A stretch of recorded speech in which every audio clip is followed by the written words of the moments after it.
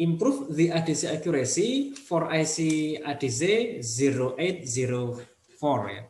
Nah, sekarang kita akan mencoba untuk meningkatkan kualitas dari ADC, dalam arti meningkatkan ketepatan ADC 0804 dengan cara menggunakan pengaturan tegangan secara rasiometrik.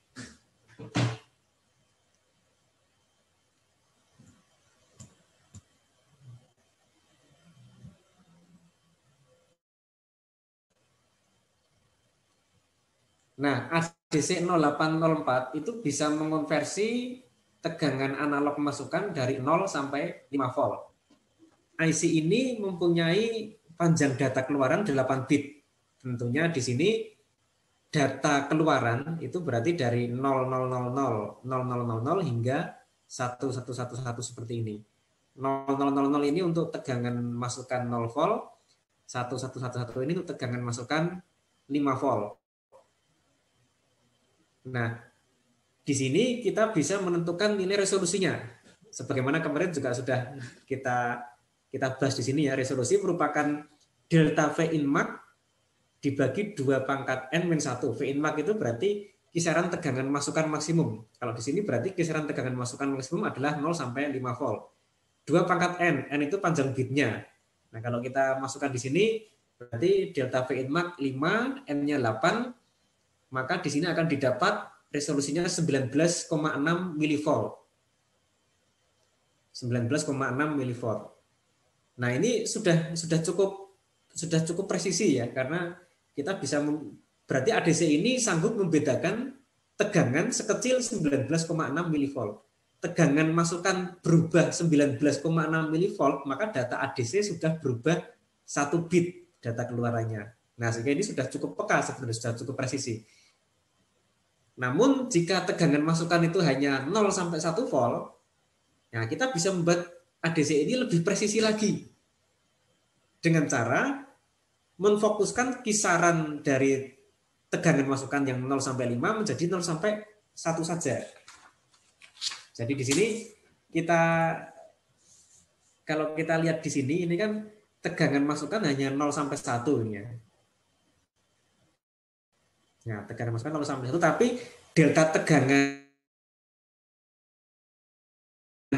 masukan, kisaran tegangan masukan 5 volt. Nah, 5 volt itu nanti outputnya kisaran 0 sampai 255. Nah, berarti 255 itu kan untuk kisaran tegangan masukan 0 sampai 5 volt. Padahal tegangan masukan yang terjadi hanya 0 sampai 1. Nah, terus bagaimana supaya nanti 255 ini jangan untuk 0 sampai 5, tapi untuk 0 sampai 1 saja. Nah, ini ya.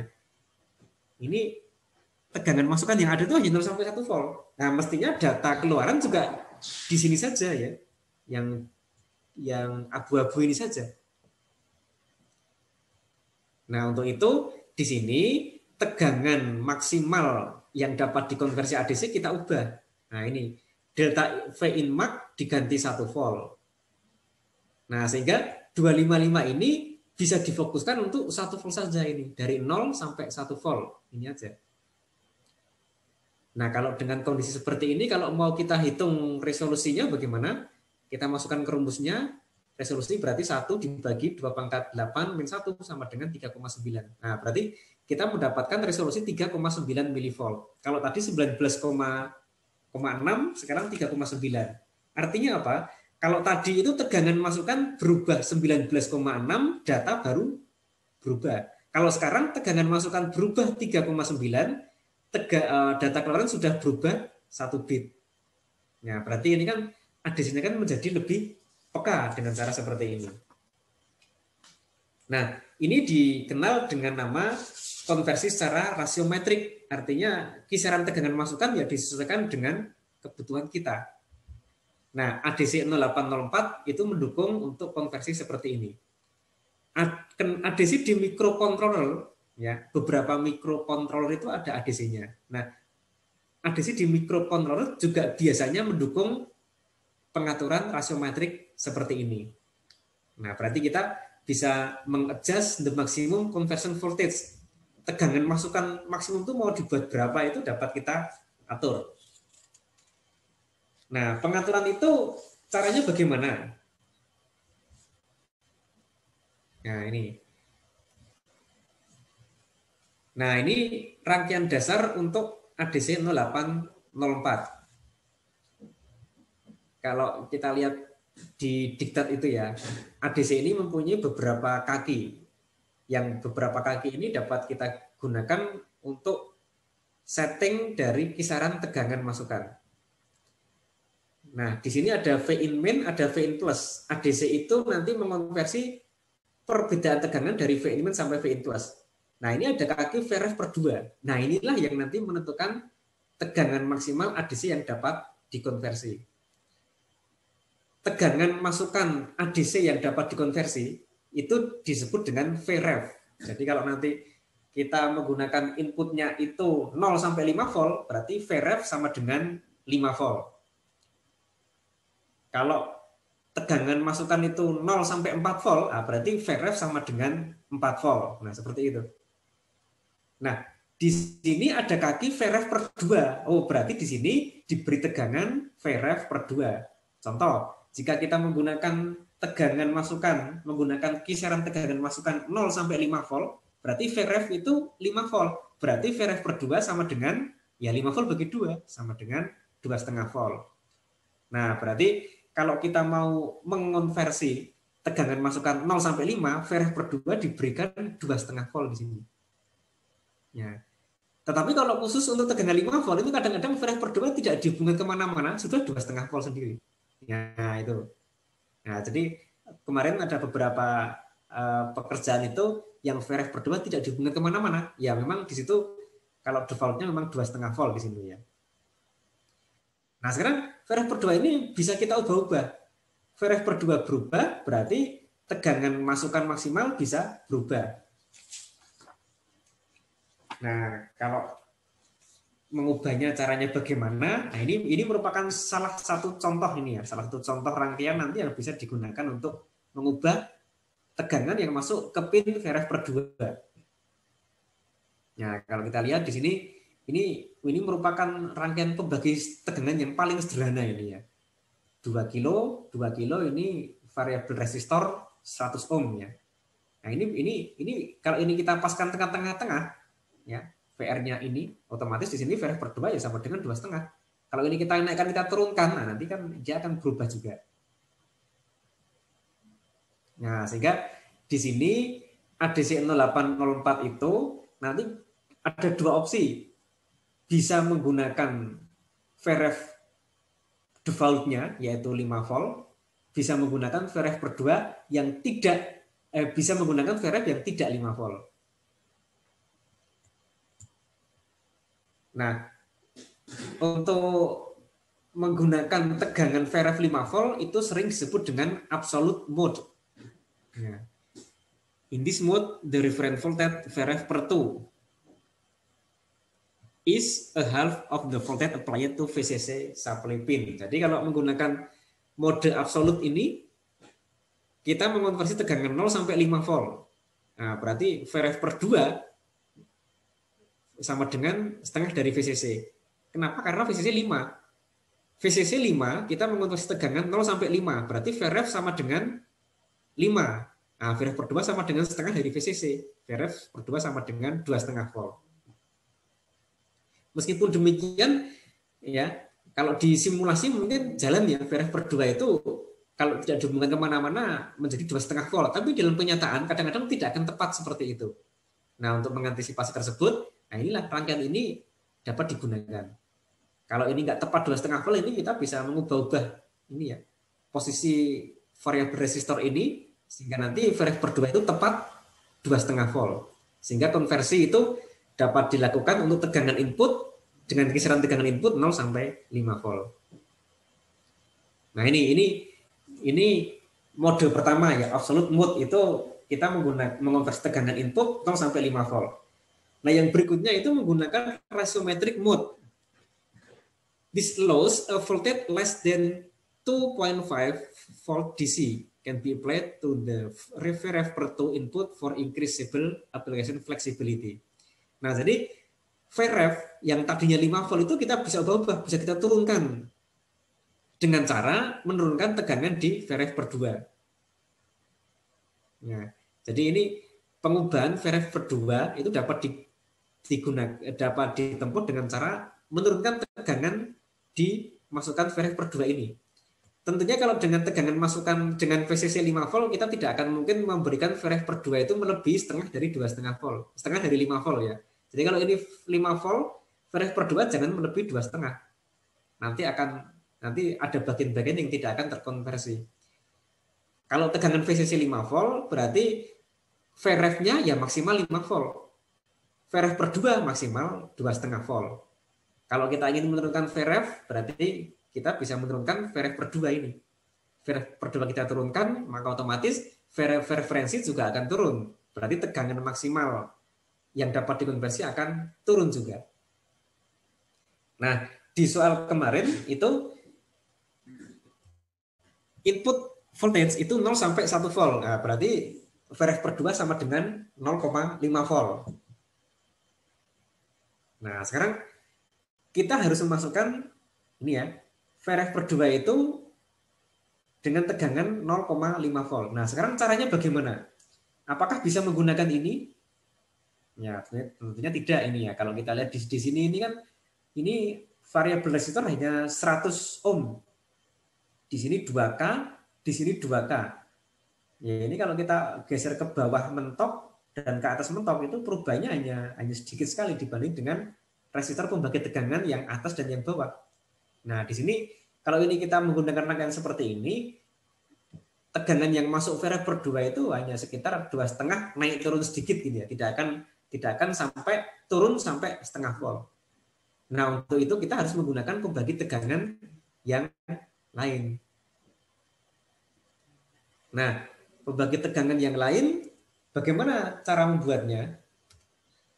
Nah, coba kita lihat di sini salah satu rangkaian dari tugas yang dikirim kemarin, kemudian di sini sedikit saya modifikasi ya supaya lebih jelas gambarnya. Ini terutama untuk gambar garis-garisnya ini biar tidak terlalu banyak beloknya ya.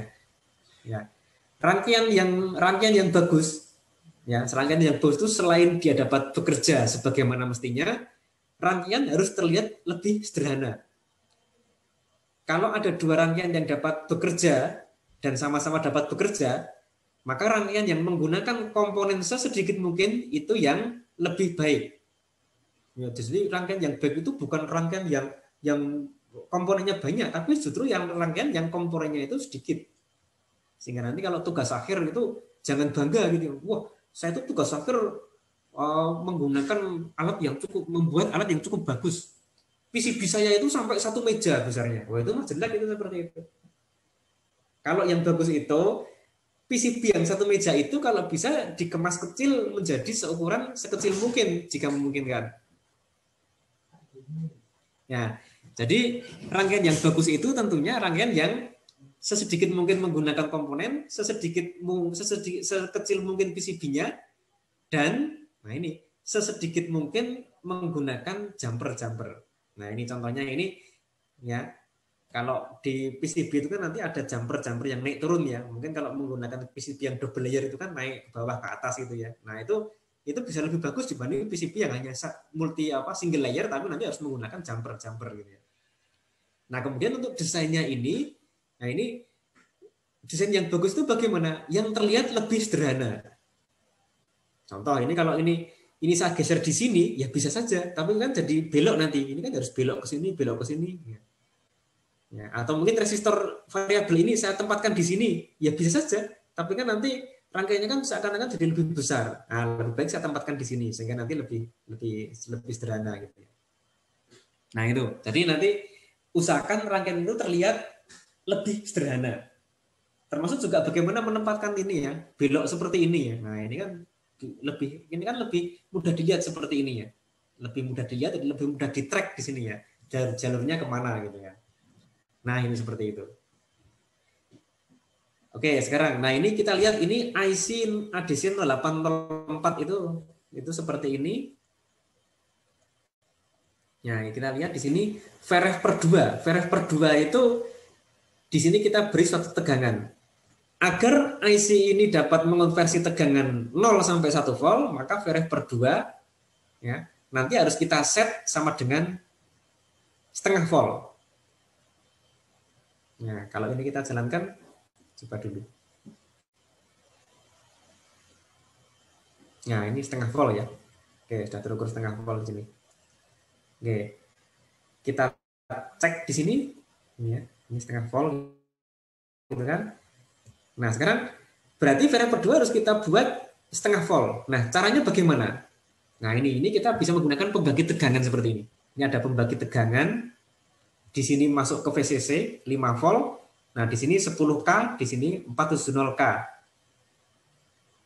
Ya. Untuk merancang suatu pembagi tegangan yang paling mudah itu ini aja.